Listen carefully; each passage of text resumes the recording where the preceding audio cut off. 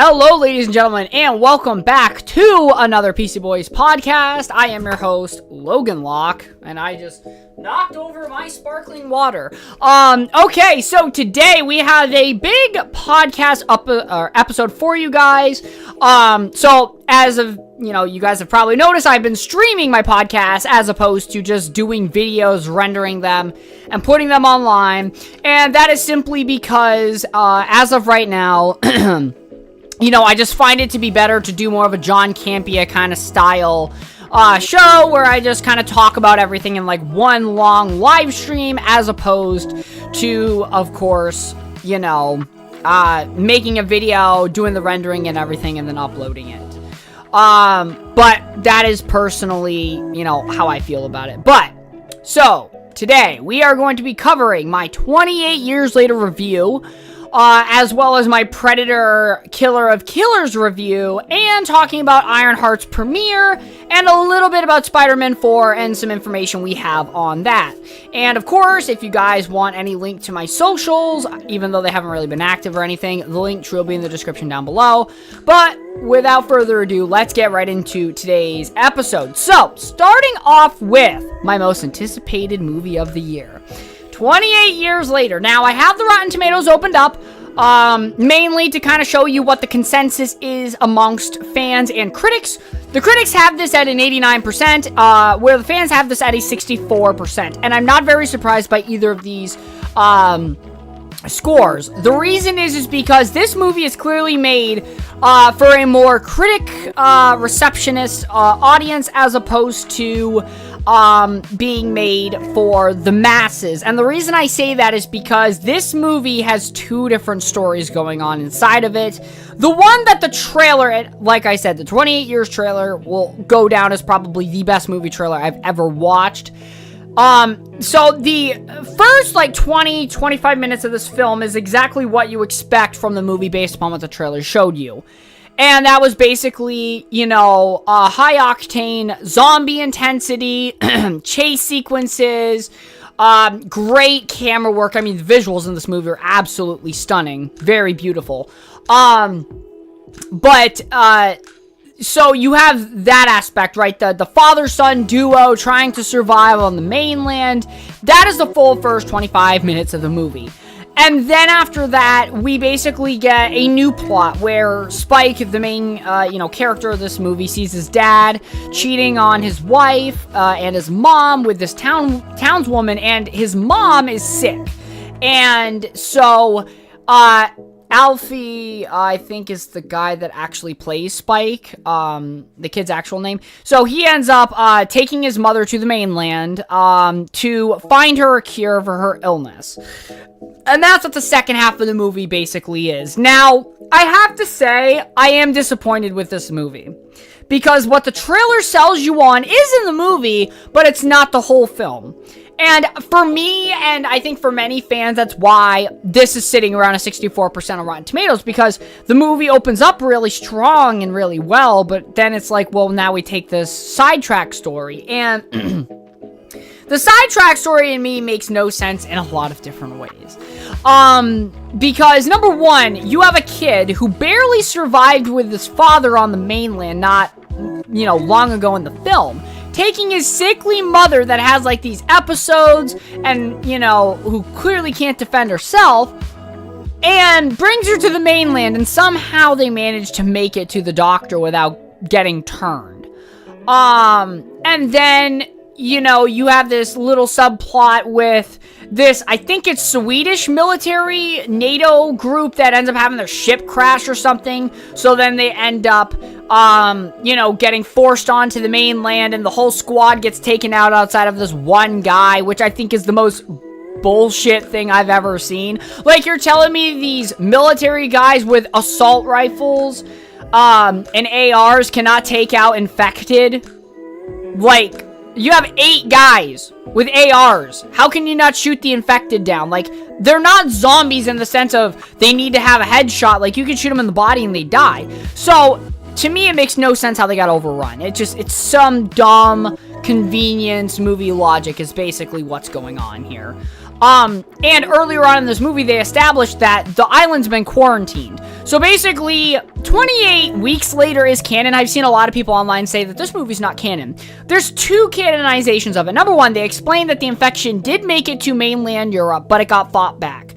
And then they quarantined the island. Number two, there is a sequence where they're doing flashbacks to, like, medieval arrow archers, like, back in, like, the 13th century or whatever. And spliced in there is some of the sniper footage from 28 weeks later, which I don't know how people did not pick up on that. I watched 28 days and weeks later, the 2 days leading up to me watching the movie last Saturday. And I have to say, like, I don't know how people don't think that the movie is canon. It is canon. It's literally, like, movie footage is there in the film. So yeah, anyways though, so the military just can't seem to fight off these zombies. They're stuck in quarantine on this island, and if anybody tries to leave the island, they will get shot by the NATO force that's patrolling the island. And so this one guy is basically like the comic relief character. I can't even remember what his name is. He's some blonde, Swiss or Swedish dude, and he shows, Spike a picture of his girlfriend, and he asks, him what's wrong with her, and, like, her lips are all poofy and stuff because she has, plastic surgery, and they kind of make, like, a little joke on that.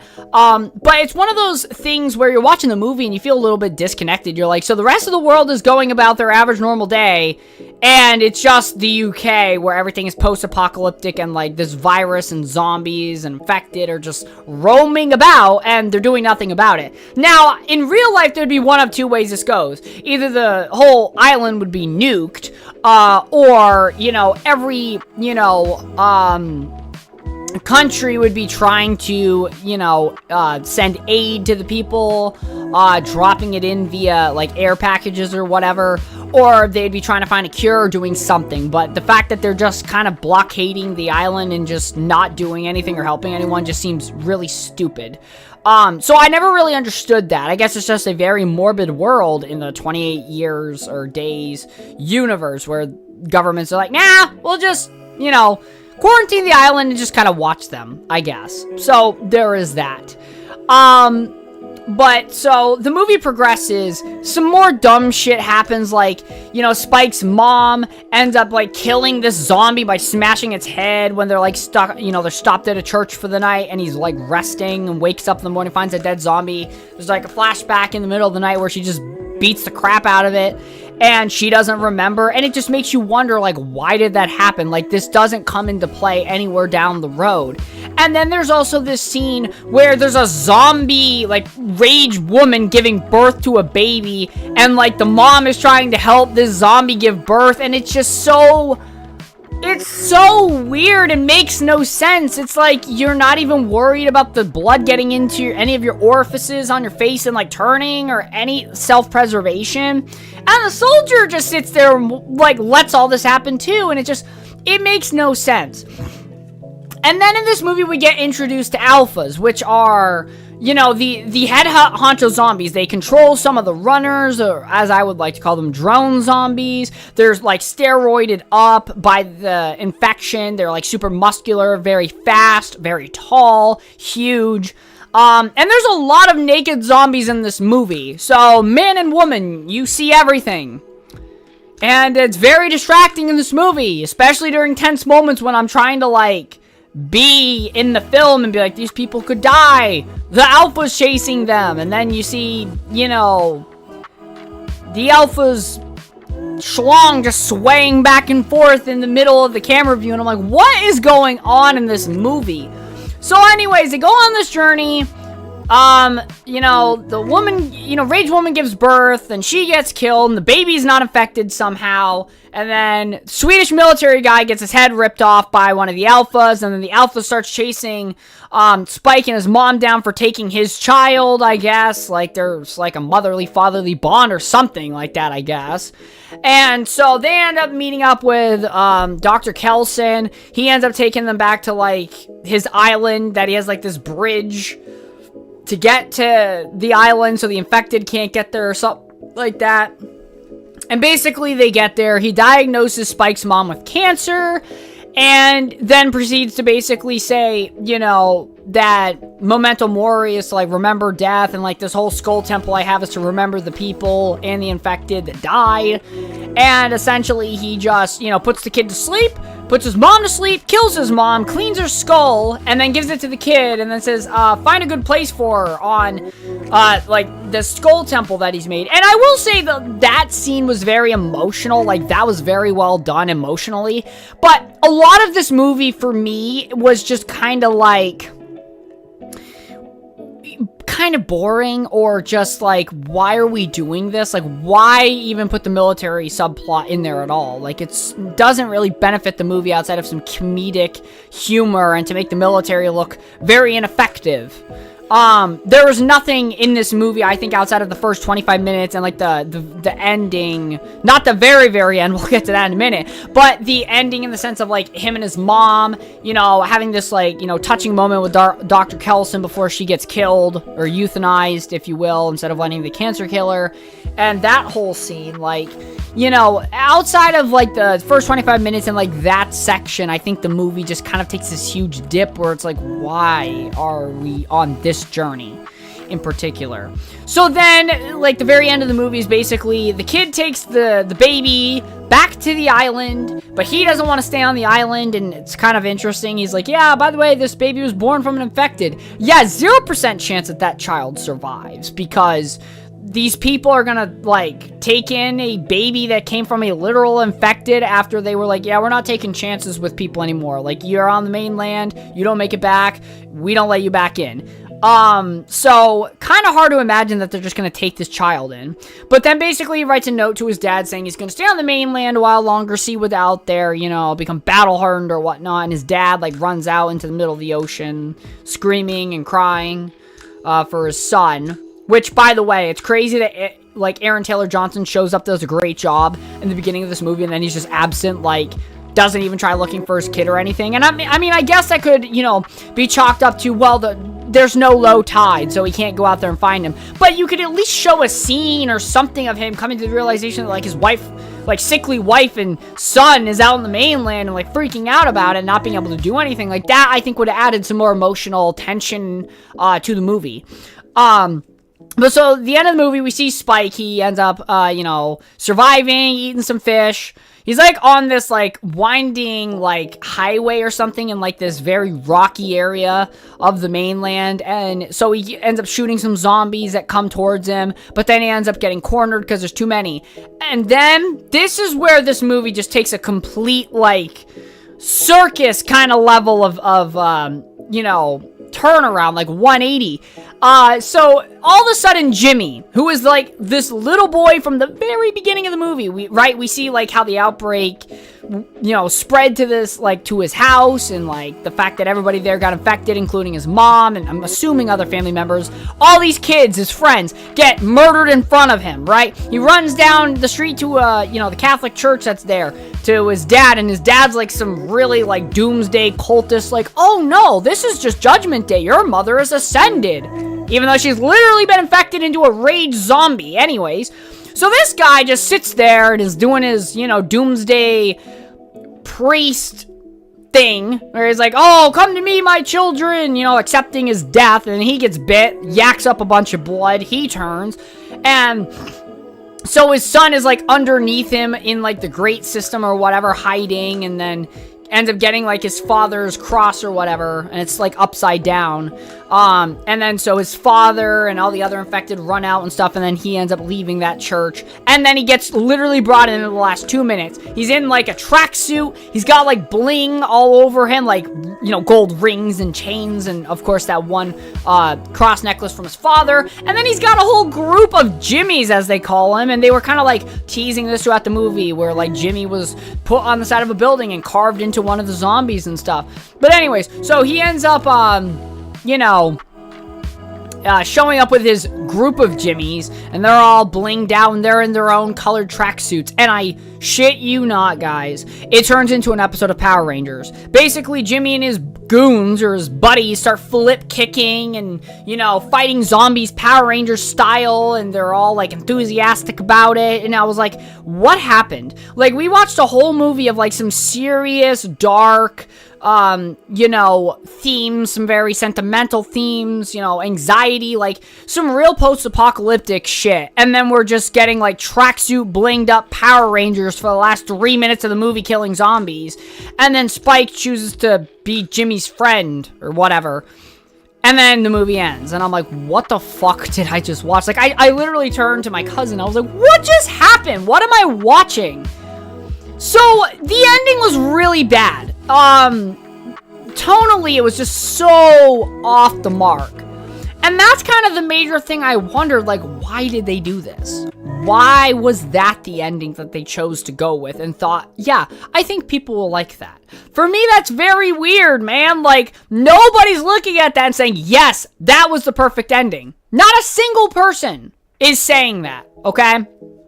Just being honest. So, that happened, okay? So 28 years later for me is like a 7 out of 10 movie. It is a solid movie. It's got great... the first 25 minutes were phenomenal. Doesn't really get any better than that. First 25 minutes were the peak of the movie. Then, the movie takes its little dip, has its sentimental moment, which I think is done very well, but there is some stuff in here that I think aren't executed super well. Like, the military stuff didn't really need that.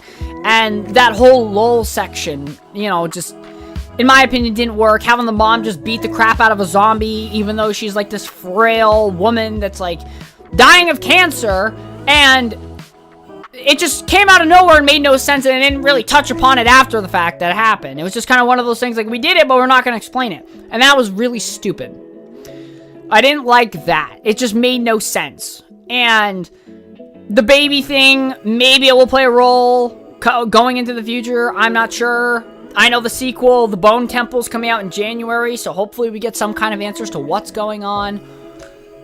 But, yeah. So, this movie overall was good. Not as good as the first film. And I would even argue the second film, in my opinion, I think is the worst one of this trilogy. I think this is better than the second one.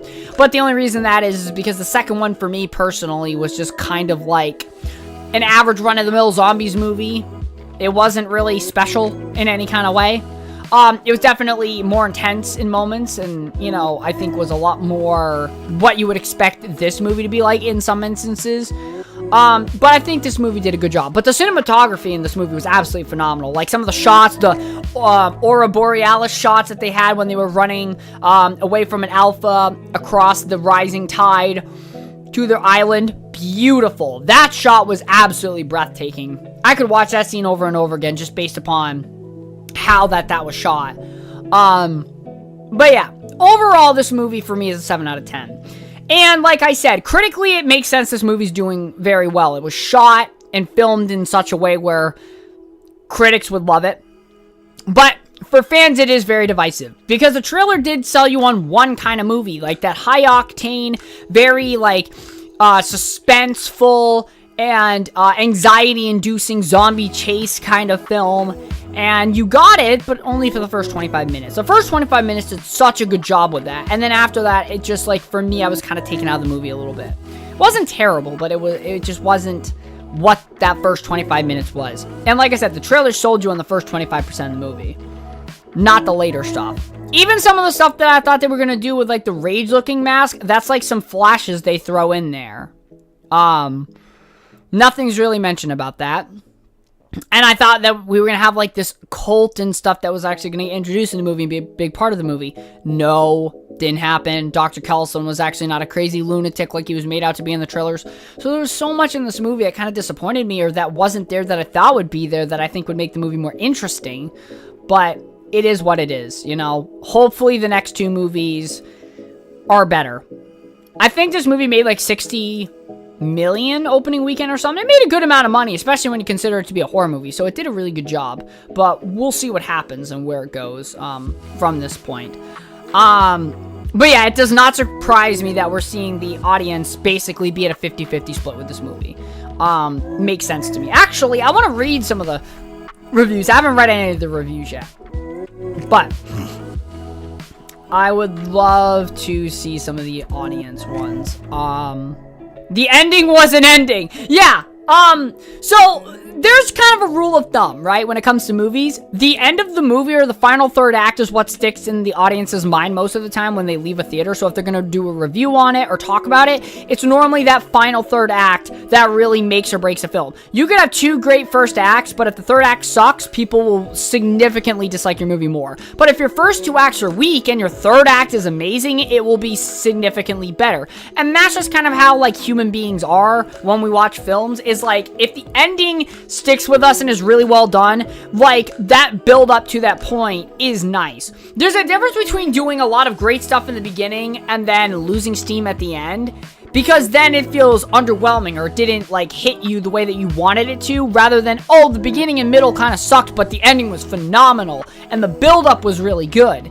And that's kind of the thing, right? If you're building up to the greatest part, your movie will be favored a lot more than somebody that has a great first 2 acts and then the ending's kind of lackluster. Like, for instance, Twilight Breaking Dawn Part 2 and having it be like a dream sequence, right? Like, you built it all the way up. You had 2 great first acts. You got to that last act and it was good until you recognize it was just a dream. And then it was like, you mean to tell me this whole build-up was for fucking nothing? And yeah, so that's kind of what it felt like. And I watched Breaking Dawn Part 2, like, back when I was a kid and stuff. But even back then, as a kid, when I was like, oh, wait, that was just all a dream sequence. That was kind of lame. It's the same thing, though, when it comes to any movie. If you build something up to a great third act, you will have a very well-favored film. But if it's, like, a letdown or doesn't live up to expectations, it's going to have a bad review. But yeah. Ninja's dressed as Jimmy. Oh, boy. Yeah, so see, the ending is the big thing people didn't like. Oh, this one's a good review. Okay, here we go. And by good, I mean, like, it's actually fleshed out. Movie started out interesting with some good zombie action before transitioning into some world building and scenes of a small island village, showing how they craft scavenge most of their supplies and build some tension with what could be coming later, with the dad showing his son how the world has transformed and what he needs to do to survive in the world. After they have some issues with the local infected, they make it back to the island, and you're excited to see what's to come for the rest of the film. Yeah, I mean, the first 25 minutes was pretty well done, but after that, it just kind of, you know, took a nosedive. For me, anyways, it did. But a lot of other people saying the same thing. Then that feeling fades over the rest of the movie and leaves you wondering why the directors and writers decided to take such a sharp turn off their well-paved path they created to crash and burn the rest of the movie. They introduced alpha zombies who showed how much of a threat they are over the regular ones, who were bad enough to turn around and use the second one as some comic relief, which is true. The second alpha infected, they basically just, like, it made no sense. Like, Dr. Kelson, like, you know, basically uses, like, tranquilizers to knock him out instead of killing him, because, like, oh, well, they're like one of us, you know, they're technically the same as us. And, you know, I don't want to kill him. And then he comes back and almost kills him again. They just tranquilize him again. I'm like, you could kill him. He's tranquilized. Like, he's down for the count. Like, just kill him. Like, it would make more sense, but they don't. It was so dumb. But, yeah, I agree with that. I didn't bring that point up. I should have, but I didn't. The ending makes a callback to the first scenes of the same film, and somebody thought that they should hire the choreography team for Mighty Morphin Power Rangers. See what I'm saying? To bring the movie to its conclusion. Had anyone checked in with the director to see if he had a stroke or something halfway through filming?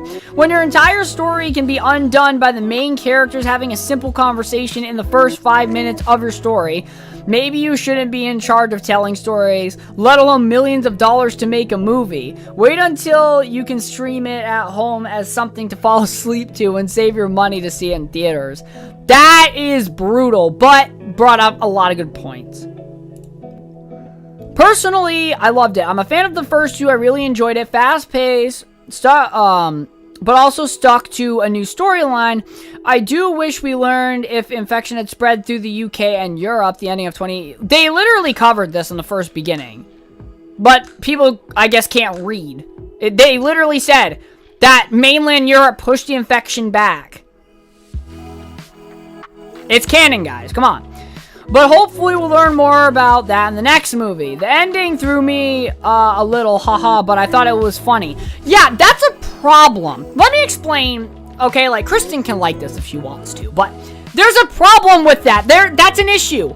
You shouldn't be in a very serious movie, post-apocalyptic film, and it's not even like we're talking about some humor to break the ice like the military guy earlier on in the movie. We go from serious post-apocalyptic zombie-infested UK to Power Rangers. Do you know how, like, huge of a difference that tone is? That is not good. That's bothersome to me. I don't know how people could just be, yeah, it was funny, haha. That's some Marvel brain rot right there. That's some Marvel brain rot. Oh, it's funny, so it's okay. No, it's not. I'm sorry. Christian, I'm glad you liked the movie, but I'm sorry. This is a dumb take. Yeah, it's funny, but you should have a problem with that. Like, the movie's not supposed to be funny. Oh, man. Just like the first two movies, it had a small humor. Yeah, humor's fine, but from, like I said, post-apocalyptic zombie movie, serious, to Power Rangers. They're not even close to the same thing. Why would you... okay. The beginning was fairly good, but then they got all sappy with the mother-baby part, which ends up getting someone killed. The very end bolted together with some quirky ultra-violence. I don't understand. Why are people happy about this dramatic tonal shift? I don't get that. Like, are we reading Marvel fans? I don't know. I have a problem when people, like, enjoy this film because of the dumb stuff. For me personally. Sorry, I'm a hater. What can I say? Okay, anyways, so that is my review of 28 Years Later. It's a good, solid movie. I think you should go watch it. I think it's worth spending the money at theaters. But just understand, like, it's going to get really goofy. And it's not going to go where you think the trailers are leading it to. But like I said, whoever did the trailers did a great job because they sold me on watching the movie. They made it my most anticipated movie of the year. And I have another Predator movie coming. And Five Nights at Freddy's 2. And you made this movie more popular than both of those. So congratulations to whoever did the trailer. Oh boy, Ironheart. Okay, so I ended up buying Disney Plus today. So my were okay. They're not the worst thing that I've ever seen, but they're not great either. By far, this is better than She-Hulk. There is some stuff though in these first 3 episodes that kind of made me be like, wow, they really, put that in here. There was one scene where she's talking with Obadiah Stane's son, Ezekiel, and she literally, they're on the way to, his, secret stash of, black market stuff, and she literally tells him that he has, white privilege, so he should be able to stand up for himself, and I'm sorry, that was the dumbest fucking writing I think I've ever seen. This show has some of those dumb writing moments, but it's better than She-Hulk. That doesn't say much. But it is better than She-Hulk, at least. And, it's alright. I don't hate it. I'm watching, I was watching the first few episodes, and I'm like, it's okay. It's not the worst. There's some really bad writing in here, but at the end of the day, it's just alright. Some of the characters are cool. I love Anthony Ramos, He's become one of those actors that I actually like to watch the stuff he's in. And, it's just an alright, show. It's just alright. It's not the worst thing ever. It doesn't have great writing, but it's not the worst. It's okay. And, I think there is they can redeem Riri Williams, I think. I don't think her character is very, I'm doing this for money, I'm doing this for fame. Tears down Iron Man, which is annoying, but we come to expect this from Marvel at this point. The female counterparts that are put into the MCU have to make the male counterparts look bad or rag on them for being dog shit or something to make themselves look better. It's basically stuff we've seen before. But I can see why Marvel shelved this for quite a few years, because for those of you that don't know, this show's been done for a while, for a few years, and then they shelved it. And it's just, it is what it is, man. I mean, the show's okay. It's not anything I'm, like, dying to see. It's not like Daredevil Born Again, where I was, like, dying to see the next episode and waiting every week. It's okay. It's fine. And even by the popcorn meter, right? People are like, yeah, it's a Marvel show, you know, it's good enough, I guess, to invest any time into, but not really that great. Even the critics aren't really very keen on it, which is actually kind of shocking. But it's not the worst, it's not the best. I would say it's on the more worse side of Marvel projects, obviously, but it's, you know, it is what it is, man.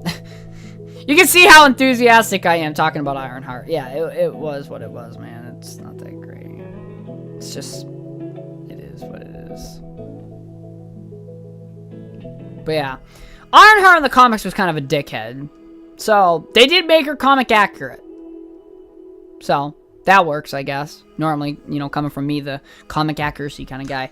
I don't really have much to say about Ironheart, really. I just watched the first 3 episodes. It's alright, you know. It's not the worst thing. It's not the best thing.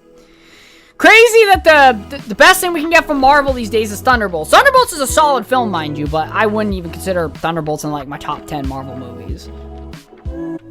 It's alright. Like, Thunderbolts was a pretty solid film, but out of everything Marvel's come out with this year, Thunderbolts is the only thing that I've actually enjoyed. I watched Captain America Brave New World the other day. I rewatched it. It was better than when I watched it the first time in theaters, but it's still just a meh movie, you know? It's not one of the ones I'm exactly, like, you know, wanting to rewatch. But it is what it is. But we are going to move on to Predator Killer of Killers. I'm actually surprised I didn't have it pulled up here. This movie right here is actually really, really good. So, this is why I bought my subscription. To watch this. And my goodness, they outdid themselves with this. I genuinely think this could have made a good theatrical release. But then again, you're going to get up against, you know, a lot of big name movies right now. So I can understand the Hulu release, but it's good. It is well received. Look at this. Almost 90% from fans and almost 100% from critics. This was well received. And rightfully so. An amazing film. Basically, this is an anthology movie. So we follow 3 different characters in 3 different time periods from Vikings up in like Norway, stuff like that. Feudal Japan, so like a samurai story, and then World War II American pilot. And we follow 3 different survivors fighting against 3 different predators. The one in the Viking story is a big buffy predator with like this prosthetic metal hand that he charges up and uses like a psionic blast. There's a predator in the Feudal Japan one, which in my opinion is my favorite one. He has like so many cool gadgets, from like this whiplash gauntlet that he shoots. He has a dope spear that like opens up and chops people in half. Bro is really good, like, with his fighting style. And then the last one is in a ship the entire time, so he's literally doing dogfighting and stuff, and it's just so cool to watch. And then they bring it all together at the end, where they're all having to work together to fight against, like, the alpha predator, like the big clan leader predator. And, I have so much praise to say about this film, man. It was brutal, gory, on the levels of Spider-Verse, in my opinion, but for the Predator franchise. And we got to see, the Yahua's homeworld. I think it was their homeworld, Yahua Prime. And it looked dope as hell. We got to see, like, a coliseum where these 3 characters come to fight. And they're pitted against each other. And the one that wins gets to fight, like, the biggest predator. But they end up teaming up to fight against the big predator. The Japanese or samurai guy gets severely injured, but him and the pilot end up taking off. The Valkyrie or the Viking woman chooses to stay back and sacrifice her life so the other two can leave, which is also interesting because it's like a motherly kind of thing, but also she's the oldest one of all of them timeline wise, and they end up just putting her on ice. And the movie ends with us getting a close-up on Naru from Prey in a cryopod, which opens up a lot of speculation as to what do the Predators do. Like, it seems like what the Predators do is whichever person on Earth kills a Predator ends up getting cryo-freeze and brought to Yautja Prime for some reason. And that's what it seems like to me. I don't know if the new Predator Badlands film that we're getting, that's a live-action movie that we're getting in November, I don't know if that's going to answer any more questions or anything, but I have to say, this movie was awesome. The anthology style of it, following 3 different characters and 3 different Predators, epic battles, really well done. And it was a short movie. It was like hour and a half long movie, but it was well done. And all these characters speak different languages. Actually, the samurai one was very silent. Like, that whole section was very silent until, like, the very end. And each of these characters lose someone close to them. The mother in the beginning loses her son. In the Feudal Japan story, our main protagonist loses his brother. And then in the aviation one, our boy Torres loses his commanding officer. So there's loss in every one of these stories. There is this sacrificial nature in every one of these stories, which even rounds about in the very end, right? And each one of these characters loses somebody fighting to a Predator, and in the end where they're all teaming up, that one woman sacrifices herself. Now, granted, she was put back on ice and not killed, but there's an overall theme in the story where, the humans are showing their own honor code and their willingness to work together and sacrifice despite what's going on, right? There's so many different themes weaving into these stories that come to fruition in the very end of the film. And I loved it. Like, you spend only so much time with each of these characters, but you end up feeling for them and caring about them, rooting for them in the end. And it's really incredibly done. It's hard for me to explain, but I'm blown away. Now, if I had to rate this on the Predator movie scale, like among where I would put it, it's above Predators. I don't know if I would put it above Prey. I'd put this above Predator 2. If I had to rate the Predator franchise, it would go Predator, Prey, Predator Killer of Killers, Predator 2, Predators, and then The Predator, because The Predator sucked so bad. But yeah, that's where I would rank it.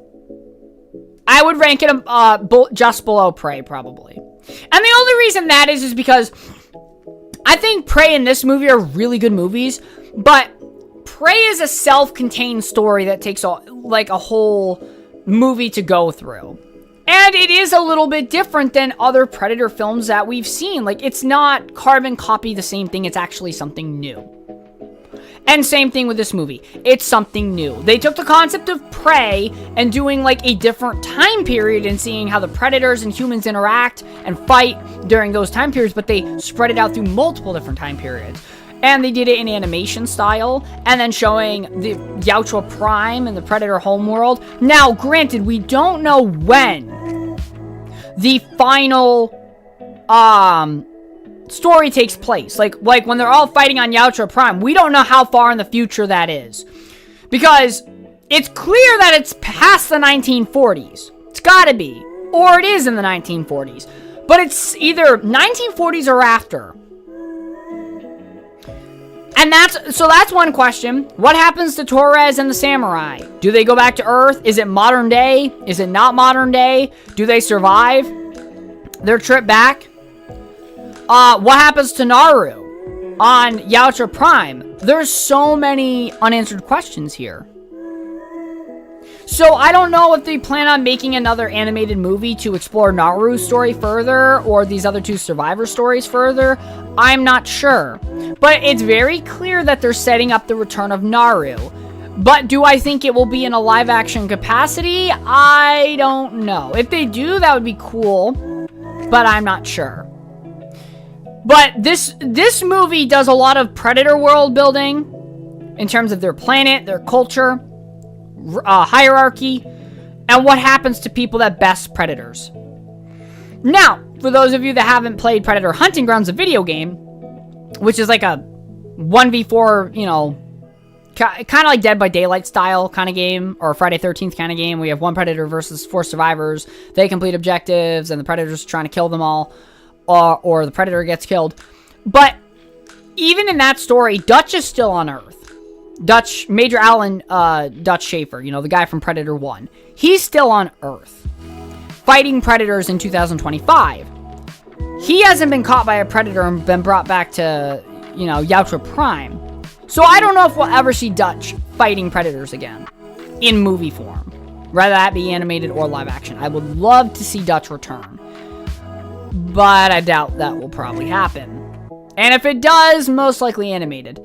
But there's so many questions from this movie that need to be answered. But it introduces a lot of interesting ideas. They even have like these collars on the people that they're fighting against in like this arena, and basically it takes the Predator dialect. So like whenever the like head Predator's talking, the collars will transcribe the Predator language into their dialect, whether that be Japanese, Norwegian, or American, so that way they can understand what the Predator is saying, which I think is interesting that they have like that translator technology. And I have a feeling that will come into play in Predator Badlands, because in Predator Badlands, the main Predator is the main character. So you're going to need some way to transcribe what the Predator is saying. So they might give him a collar or some kind of device to speak English. That'd be my guess. But Predator, killer of killers. That's a solid 8.5 out of 10. That movie, guys, it's so good. I have nothing bad to say about the movie at all. It is such a good film. If you guys haven't watched it, please go watch it on Hulu or Disney+. So worth the price tag of a subscription to watch it. It was really good. I hope this comes out on hard copy, because I'd love to collect it. But now moving on to my final part of today's show. Spider-Man 4 adding the Punisher. Oh boy, does that put a smile on my face. Now granted, I want Daredevil, but I'll take Punisher. He is connected to Daredevil, he's interacted with Daredevil, and there might be a chance that Daredevil is in the movie. Just a little smidge of a chance. But my question is, how are you going to do the Punisher in Spider-Man? How far are you going to push that envelope? For those of you that hasn't watched Punisher seasons 1 or 2 on Netflix, well, now on Disney+, or Daredevil season 2, or even Daredevil Born Again, if you've seen those, you would know the Punisher is very R-rated. Like, it's very gory, it's very brutal, and I don't know how you do a character like that with Spider-Man. Do you have scenes where you see the Punisher kill people? Is it just not as gory visually? Does Spider-Man and him, like, cut some kind of deal? Do they have, like, a fight with each other because of it? I don't know. But that's exciting news, dude. The fact that we're getting the Punisher in Spider-Man 4. I am so incredibly excited about that. Like, you guys have no idea how awesome this is going to be. Truly, I am so excited about this. And I guess the Hulk's in the movie, too. Spider-Man 4, though, the issue I haven't done many podcasts on Spider-Man is because there is a lot of conflicting information about this movie. This movie has had leaks and has had people say it's going to be multiverse, Null's going to be in it, Venom's going to be in it. Basically, everybody and their mother's going to be in this film, according to all these different sources. And it's like, listen, I just want to wait till we get something confirmed before I talk about it. And finally, we get a confirmation. Yes, it took us almost a whole year till the movie comes out to get a confirmed piece of information about this movie outside of release date. But the Punisher being in this has me very hyped. I don't know how big of a role he's going to play, but I am excited to see what they do with Punisher's character, and if that's going to, because they have like a Punisher, like, special presentation or something like that they're filming. I don't know if that's going to directly translate into this, or if it's going to directly translate into Daredevil Season 2, or if Daredevil Season 2 will translate into Spider-Man 4. I don't know how it's going to work, but I'm hoping that we get some answers, because I need this movie now. Like, I've been Spider-Man starved for years now, okay? After No Way Home, man, it has been, like, for us Spider-Man fans, it's like, okay, well, I need the next one now. But we will see what they do. But, ladies and gentlemen, that is all I have for you guys. I hope you all enjoyed my reviews and my little take on the whole Punisher being in Spider-Man thing. I try not to do as many podcasts, mainly because I work 2 jobs, radio and whatnot. And, you know, when it comes to talking about movies and video games and stuff, I like to do reviews and stuff like that. I like to talk about stuff, but the problem is there's too many, there's too much, I guess you could say, like, conflicting stuff, especially with something like Spider-Man, which is something I want to talk a lot about. But the problem is with Spider-Man is that there's too much fake stuff out there about the film that I'm just waiting the closer we get to talk more about it. But yeah, I just haven't had the time to make as much content. And also, like, doing news content is, like, kind of, like, it doesn't really hold long term, you know? Like, if I'm doing, like, deep dives into something, reviews actually do have legs for, you know, years to come if people just want to hear people's thoughts and opinions on a film. But for me, you know, when it comes to movies and stuff, like, things just also haven't been that good. It's been very, like, I don't want to sit down and do a review on a movie that, or multiple movies that I just don't like. So I try to wait till I get something that I actually, you know, enjoy, relatively. But yeah, Ironheart, like, I can't put like a definitive review score on that outside of it's meh, because it is meh, but when it fully is said and done, I can put a score out on it. It's better than She-Hulk, but right now the highest I could even see it getting to is a 6. So maybe the last 3 episodes would do something. I don't know. We'll see. But yeah, thank you very much for watching. I hope you all enjoyed, and I'll catch you all in the next one.